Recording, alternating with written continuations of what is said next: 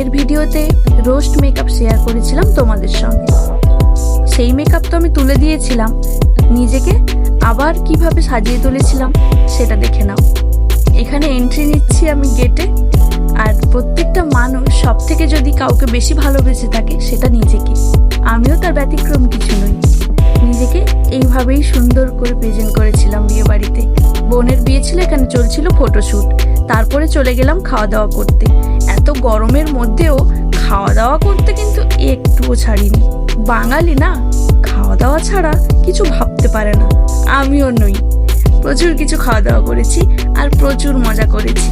প্রত্যেকটা স্টলে প্রায় দাঁড়িয়ে গেছিলাম, কোনো কিছুই বাদ দিইনি। Ice cream, phuchka, cold drinks, momo, pakora, প্রত্যেকটা জিনিস খেয়েছিলাম।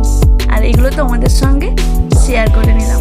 এই ছোট ছোট মুহূর্তগুলো ভালো লাগলে লাইক করে দিও। টাটা।